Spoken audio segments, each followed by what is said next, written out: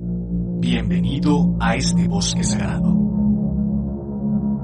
Un espacio sobre la sabiduría primordial. Un espacio donde descubrir los misterios de la literatura, el arte y la filosofía tradicional.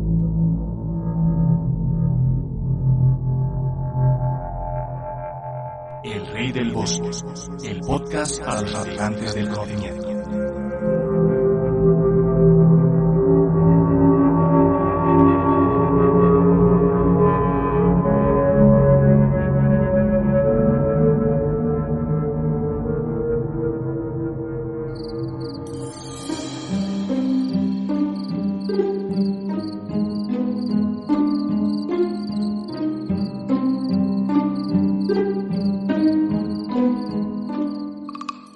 Sé bienvenido de nuevo, extranjero, a este bosque sagrado. Sabía que la sed de conocimiento y el misterio que encierra su lago te atraerían de nuevo hacia mi compañía.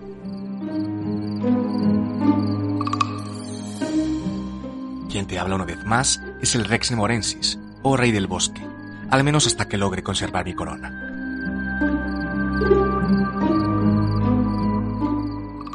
Para este segundo programa he preparado para ti un tema que no me cabe duda será de tu agrado. Se trata del Rey del Mundo, el monarca del mítico reino de Agartha, una región subterránea inaccesible ubicada en el interior de la Tierra, que inspiró creencias religiosas antiguas como el Hades, el Seol y el infierno, y que ha sido a lo largo de la historia objeto de investigación por diversos aventureros e incluso llamó la atención de una manera muy particular de los científicos nazis.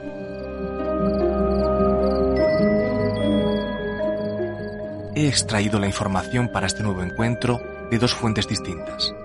La primera se trata del libro El Rey del Mundo, de René Guénon, de 1927, y la segunda es el archivo de audio Los Amos del Mundo, emitido el 2 de octubre de 1988 en el programa Sintonía Alfa de Catalunya Radio, dirigido por el investigador y periodista Andreas Faber-Kaiser.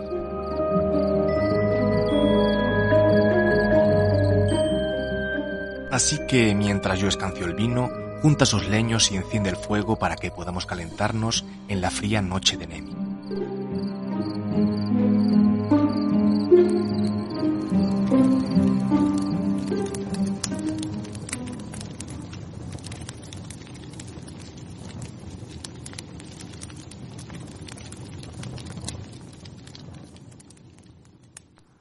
El Rey del Bosque, una mirada a la cultura con mayúsculas.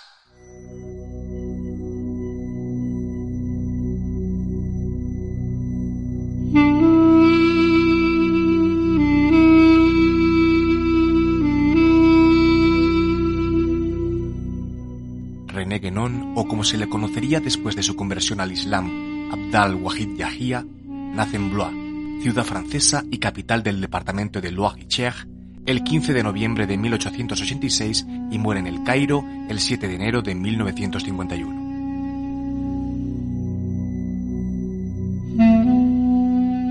Brillante matemático, masón, filósofo y esoterista, es conocido por su esfuerzo en pro de la conservación y divulgación de las tradiciones espirituales.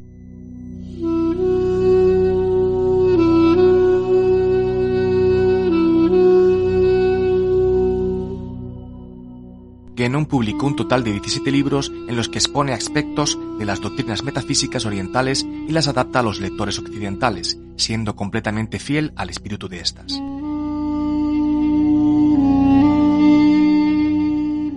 Entre estos títulos destacamos obras como Oriente y Occidente, de 1924, en la que describe a la civilización occidental como una anomalía, la única que según él se ha desarrollado en un aspecto puramente material. El esoterismo de Dante, de 1925, en el que Guénon proyecta una luz inesperada sobre un aspecto de la obra de Dante que es propiamente esotérico e iniciático. Los estados múltiples del ser, de 1932, en la que se expone la doctrina de la multiplicidad de los estados del ser, y el que comentaremos a continuación, El Rey del Mundo, de 1927. En sus textos, Guénon afirma que en su enseñanza no se debe a un pensamiento de corte personal, influenciado por alguna filosofía particular, sino que por el contrario se encuadra en un nivel de la pura metafísica y los principios universales, abordando estos objetivos con lógica y rigor, con la intención de ofrecer sus obras a todos aquellos que buscan todavía la verdad en el mundo.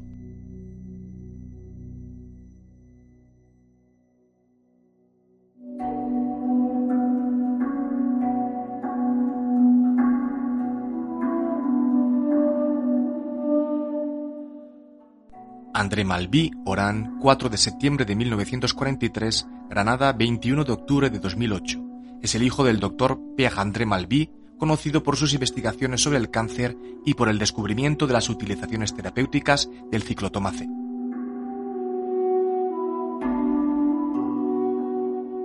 Realiza estudios de filosofía participando como oyente en numerosas universidades europeas. Investiga junto al Dr. Jean Barry en los laboratorios de la Grande Ferrat en Burdeos sobre las interacciones entre el ser humano y los vegetales y se adentra profundamente en el estudio de la alquimia y las escuelas esotéricas.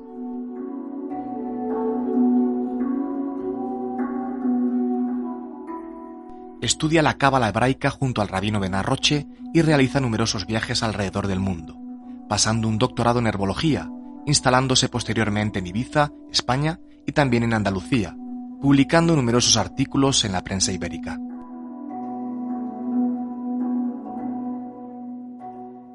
Malví fue miembro activo del comité directivo del Institut Métaphysique International, la más antigua institución oficial que se ocupa de las facultades superiores del cerebro humano, consejo que no admite más que a 12 miembros elegidos en el mundo entero.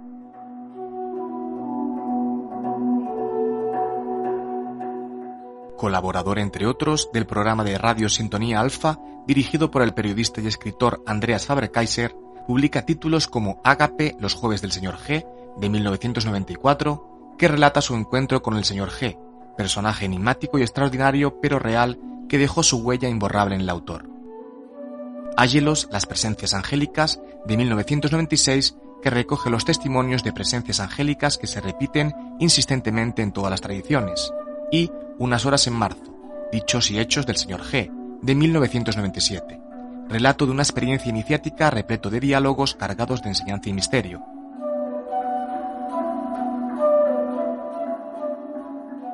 André afirmaba que todos somos maestros y que nadie puede más que nadie, solo ha de querer para poder encontrar el tesoro que cada uno de nosotros alberga en su interior.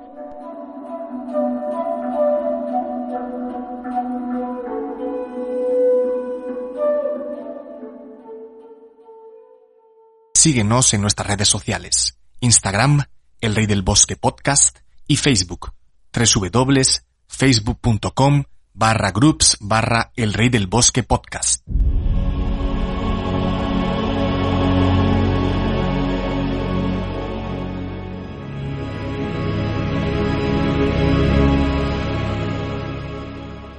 El Rey del Mundo.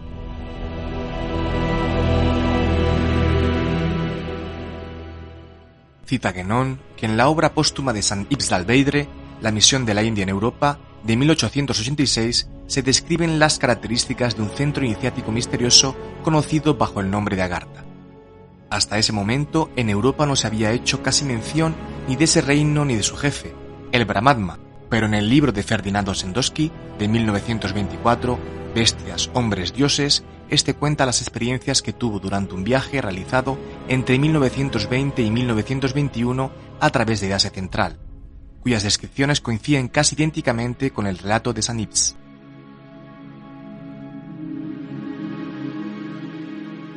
Este afirma que existe un mundo subterráneo que extiende sus ramificaciones por todas partes, bajo los continentes e incluso bajo el agua, por el cual se establecen comunicaciones invisibles entre los continentes.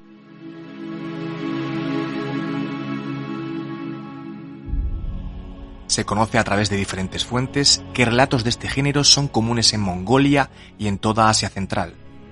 Además, existe algo parecido en todas las tradiciones de todos los pueblos, como veremos más tarde.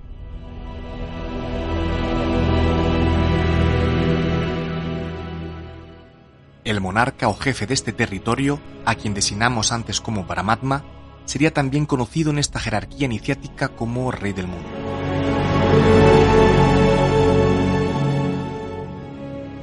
Tal título se aplica a Man, legislador primordial y universal que encontramos en gran número de pueblos antiguos bajo formas diversas, por ejemplo en el Mina o Menes de los egipcios, el Men de los celtas y el Minos de los griegos.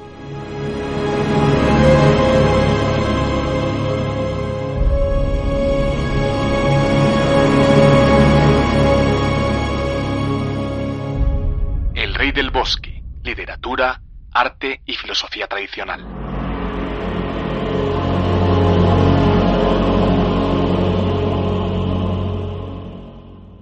Lo que designa en realidad esta figura según Guénon es el principio de la inteligencia cósmica que refleja la luz espiritual pura y formula la ley, Dharma, propia a las condiciones de nuestro mundo o de nuestro ciclo de existencia. Y es al mismo tiempo el arquetipo del hombre considerado especialmente en tanto que ser pensante.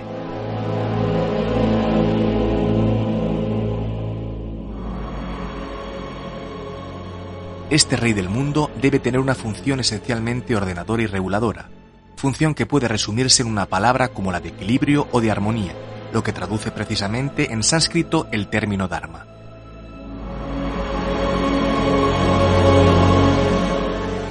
Este principio puede ser manifestado por una organización encargada de conservar el depósito de la tradición sagrada, de origen no humano, por la que la sabiduría primordial solo se comunicaría a través de las edades a aquellos que son capaces de recibirla.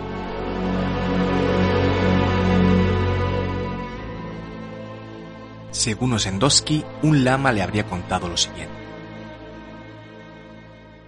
El rey del mundo está en relación con los pensamientos de todos aquellos que dirigen el destino de la humanidad.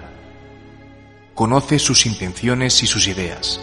Si complacen a Dios, el rey del mundo les favorecerá con su ayuda invisible. Si desagradan a Dios, el rey provocará su fracaso.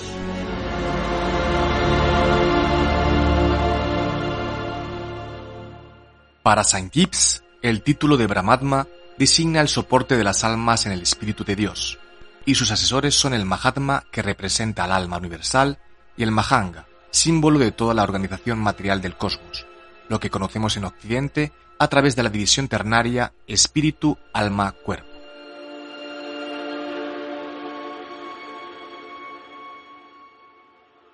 Por otra parte, según Osendoski, el Mahatma conoce los acontecimientos del porvenir y el Mahanga dirige las causas de esos acontecimientos. En cuanto al Brahmatma, puede hablar a Dios cara a cara, por lo que podemos designarle como Señor de los Tres Mundos.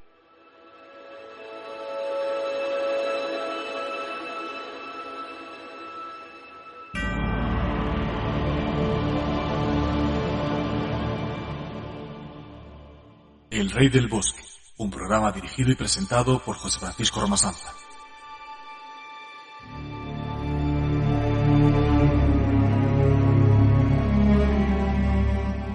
En la tradición judeocristiana se conoce al Rey del mundo con el nombre de Melquisedec, quien es Rey Sacerdote. Su nombre significa Rey de Justicia y es al mismo tiempo Rey de Salem, es decir, de la paz.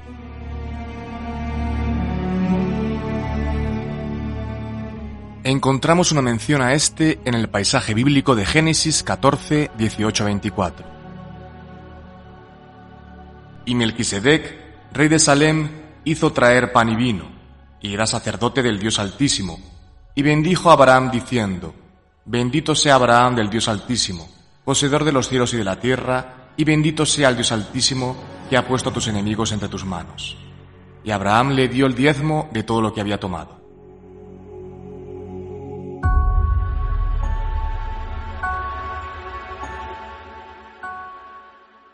En el programa de radio que mencionamos en la introducción, Sintonía Alfa, Andreas Faber-Kaiser, escritor del célebre bestseller Jesús vivió y murió en Cachemira y director de susodicho programa, le pregunta a André Malby algo que puede esclarecer algunas dudas.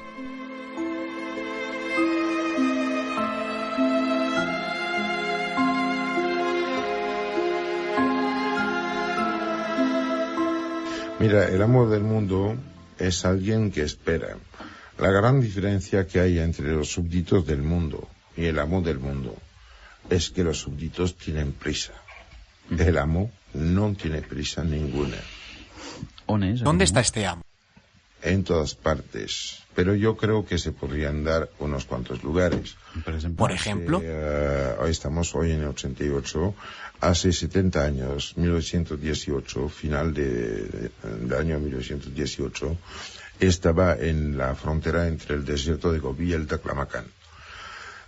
Por lo visto, pues 15 años más tarde, pues bajó bastante y se encontró un emisario suyo en Bombay. Después, la última manifestación, que está a mi conocimiento, está mucho más cercana a nosotros, puesto que ocurrió en el Escorial, cerca de Madrid, en España. Y no se interesan en absoluto. ¿Qué es lo que va a pasar? ¿Qué es lo que pasó en el Escorial? Mira, pasó una cosa. Yo estaba ahí y no tuve el inmenso favor de estar en presencia. Me costó a mí unas quemaduras en el cuerpo, como si hubiera sido expuesto a unas fuentes de rayos ultravioletas durante X horas.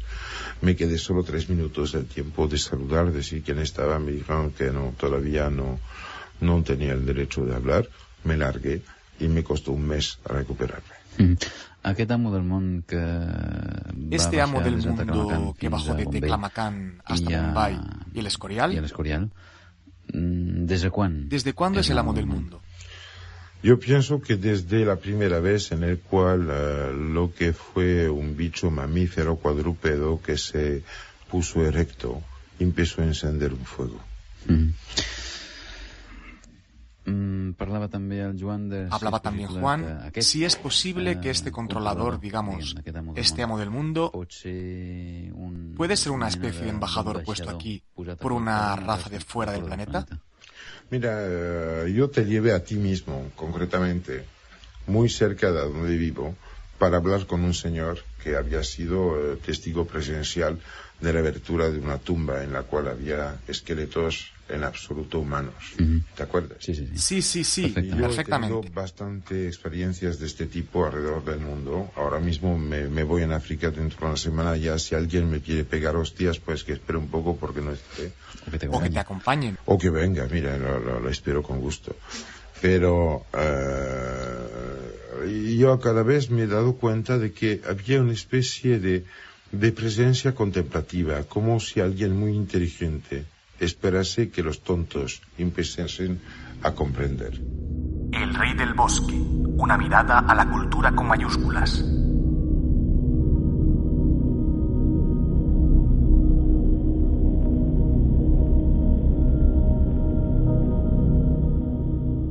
Sanitz, al describir los diversos grados de la jerarquía iniciática relacionados con números simbólicos que se refieren a las divisiones del tiempo, afirma que el círculo más elevado de iniciados de Agartha se compone de 12 miembros, que representan la iniciación suprema y que tienen relación con la zona zodiacal.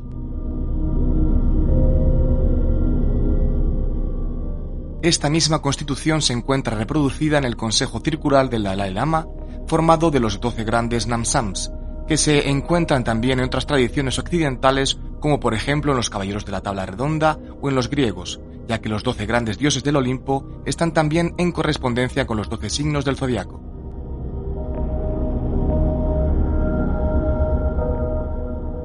Lo que se concluye de todas estas descripciones es que existen lazos estrechos en las leyendas de muchos países en lo que se refiere a centros espirituales difícilmente accesibles. Estos centros serían emanaciones de un centro único y supremo, lo mismo que todas las tradiciones particulares no son en suma sino adaptaciones de la tradición primordial.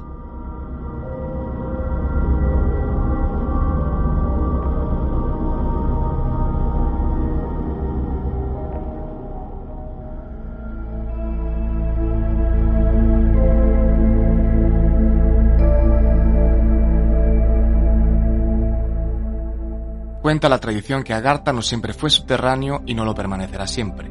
Vendrá un tiempo donde, según las palabras de Osendoski, los pueblos de Agartha saldrán de sus cavernas y aparecerán sobre la superficie de la tierra.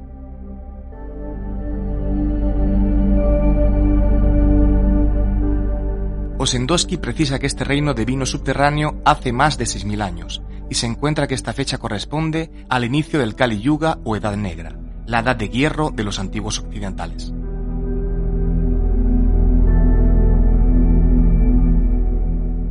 Así pues, el periodo actual es un periodo de oscurecimiento y confusión. Sus condiciones son tales que mientras persistan, el conocimiento iniciático debe necesariamente permanecer oculto a través de los misterios de la antigüedad llamada histórica y de las organizaciones secretas de todos los pueblos. Organizaciones que dan una iniciación efectiva allí donde subsiste todavía una verdadera doctrina tradicional.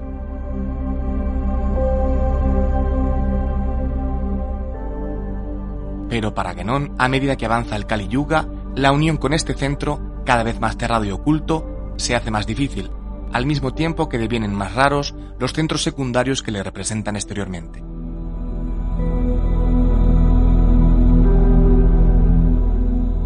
Agartha, región que como el paraíso terrestre habría devenido inaccesible a la humanidad, Anteriormente al comienzo del Kali Yuga tenía el nombre de Paradesa, que en sánscrito significa región suprema, lo que se aplica perfectamente al centro espiritual por excelencia, designado también como el corazón del mundo.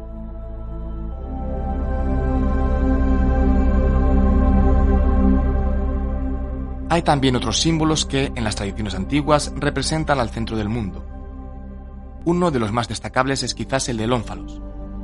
La palabra griega ónfalos significa ombligo, pero designa también todo lo que constituye un centro.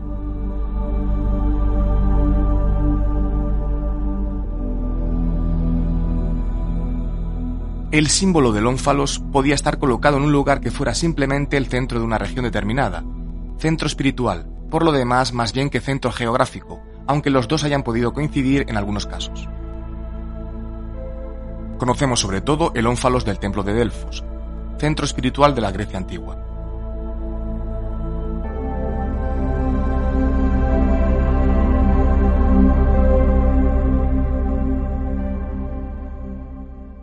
Síguenos en nuestras redes sociales, Instagram, El Rey del Bosque Podcast y Facebook, www.facebook.com/groups/El Rey del Bosque Podcast.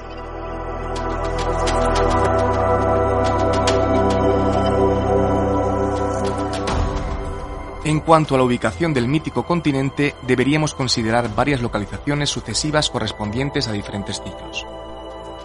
Por otra parte, recordaremos todavía una vez más que puede también haber simultáneamente, además del centro espiritual, varios centros que se vinculan a él y que son como otras tantas imágenes suyas, lo que es una fuente de confusiones bastante fáciles de cometer, tanto más cuanto que estos centros secundarios, al ser más exteriores, serían por eso mismo más visibles que el centro supremo.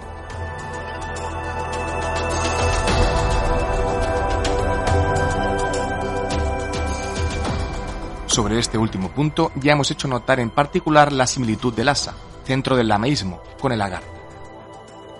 Debemos también agregar que incluso en Occidente se conocen todavía al menos dos ciudades cuya disposición topográfica presentan particularidades que en el origen han tenido una razón de ser semejante, Roma y Jerusalén. Esto se debe a que había en la antigüedad lo que se podría llamar una geografía sagrada o sacerdotal, y la posición de las ciudades y de los templos no era arbitraria, sino determinada según leyes muy precisas.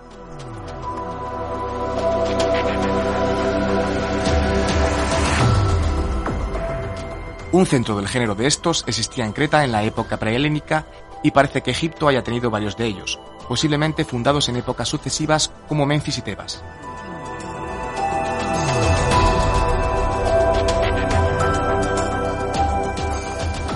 De todo esto se desprende claramente la siguiente conclusión: la afirmación que existiría una Tierra Santa por excelencia, prototipo de todas las demás tierras santas, que Platón relaciona con la morada de los bienaventurados.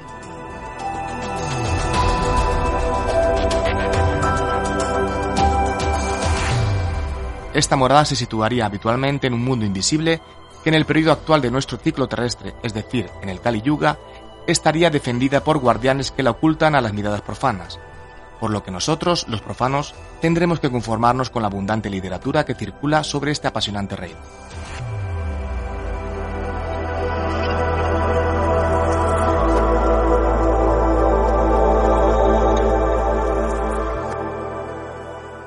El Rey del Bosque, literatura, arte y filosofía tradicional.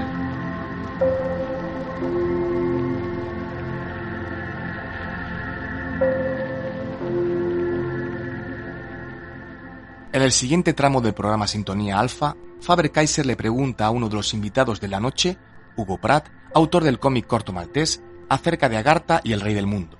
Veamos lo que este dice. Hugo, tú has creado un personaje, Corto Maltese. Sí. Corto Maltese llega a las puertas de Agartha y busca la pista, las huellas del Rey del Mundo. ¿Por qué? Bueno, porque me parece que estamos hablando de algo muy difícil y muy arcano. No es que con una transmisión como esta en pocos minutos uno puede hablar de Agartha y puede hablar, no sé, de ciertas cosas así como el amo del mundo. Uh-huh. Pero que Corto Maltese se acerque a estas cosas Bueno, sí, prácticamente, digamos, es un personaje que busca entre los hombres, por supuesto. Además yo no hago nada más que esto, porque usted sabe, queridos amigos, que cuando el día que yo empecé a tratar de contar o de demostrar algunas cosas del aspecto de la historia que se explican únicamente por la intervención alguna vez de sociedades secretas, después de estos días, cuando yo traté de hablar de esta gente, bueno, la gente o ha tratado de evitarme, inclusive creo que ha tratado de olvidarme, porque el mundo, ¿cómo se puede decir? Se mueve y vive en virtud de algún secreto. Hugo, ¿Sí?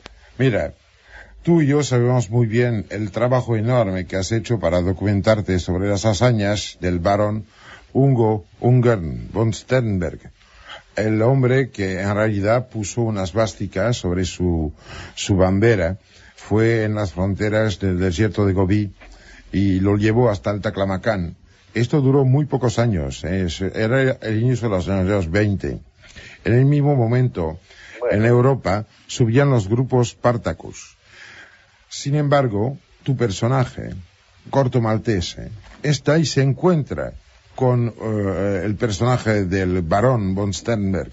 Y además de esto, tú tuviste que recoger información sobre los últimos tulkus, los últimos encarnados, que se ocupaban de dar mensajes de Lagarta, que se callaron después.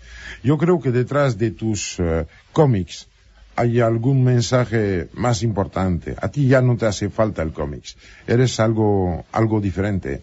Y es por eso que yo soy amigo tuyo, porque, sabes, la amistad a veces es una declaración que no necesita respuesta. Pero a mí me encantaría de que hoy, así, en esas horas pequeñas de la noche, en Cataluña, nos dijese, ¿qué crees realmente? ¿Este mundo podemos cambiarlo? ¿Podemos actuar cada uno por nuestra cuenta, haciendo de que el camino se abra, o bien estamos, aunque no lo sepamos, obedeciendo a órdenes desconocidas? Yo creo que decir qué es lo que nosotros tenemos que esperarnos. Yo sé que prácticamente cuando el mundo tiene miedo de algo o se está preocupando por algo, digamos así, en este momento lo estamos viviendo, siempre el hombre trata de refugiarse en algunas cosas, o en sectas secretas, o dentro de la religión, o en leyendas, porque además, digamos, o en los mitos, que los mitos además son, quiere decir, la búsqueda de los orígenes de algo. Así que también, digamos, el Lagarta y todo esto está siempre, digamos, latente en el hombre. El hombre busca esto porque necesita esto. Ahora el hombre tiene miedo y el mundo se rige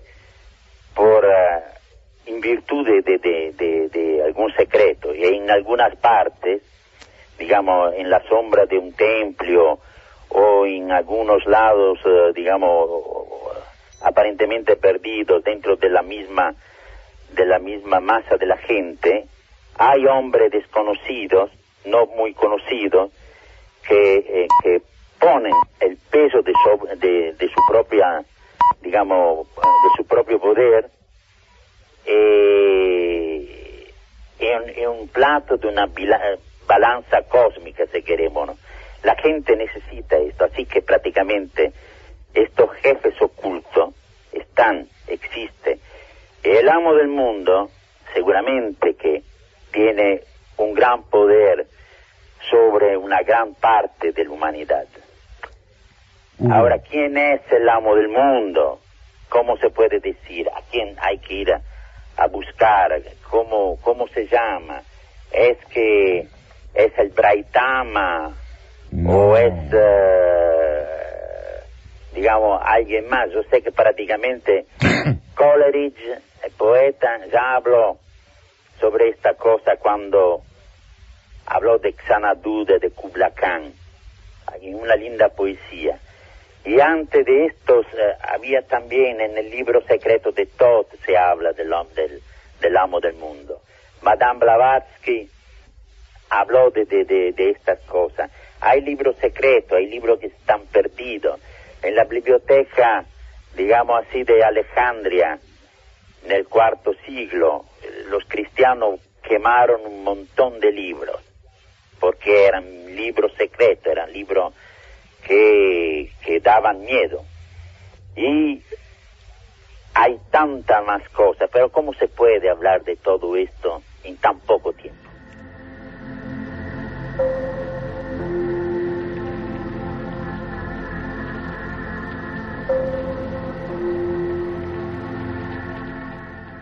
¿Se desprendería, pues, de este testimonio la existencia real de un rey del mundo?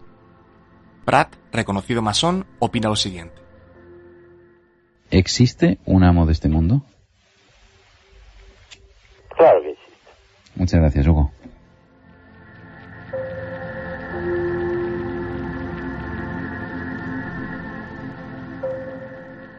Por su parte, Guénon termina este trabajo de investigación con la siguiente frase de Joseph de Maistre, que nos suena hoy tan verdadera como hace 2 siglos. Es menester estar preparados para un acontecimiento inmenso en el orden divino, hacia el que marchamos con una velocidad acelerada que debe sorprender a todos los observadores. Oráculos temibles anuncian que los tiempos ya han llegado.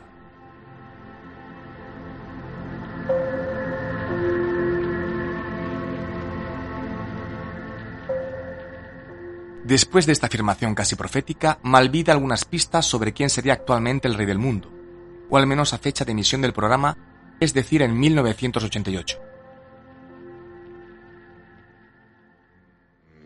Te voy a decir una cosa que te va a extrañar.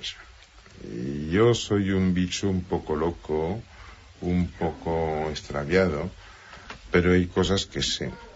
El amo del mundo es una mujer, es rubia, de piel blanca, muy blanca. Anglosajona. No sé lo que es ahora. Lo que sé es que fue diosa en Canarias, fue diosa en Brasil, fue diosa en Irlanda en la época de los tuatanes, fue diosa en la época de los mayas en México.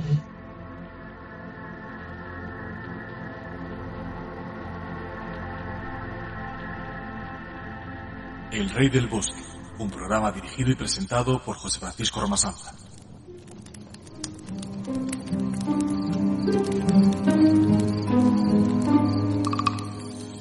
Apasionante tema, ¿no crees, extranjero? De nuevo, por tu semblante parece verte interesado o al menos entretenido. Me alegra que seas.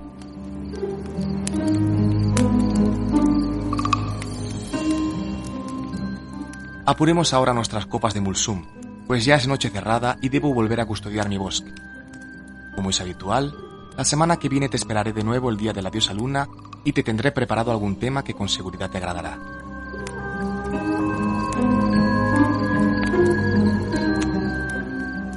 Así que hasta que los dioses vuelvan a juntarnos, extranjero.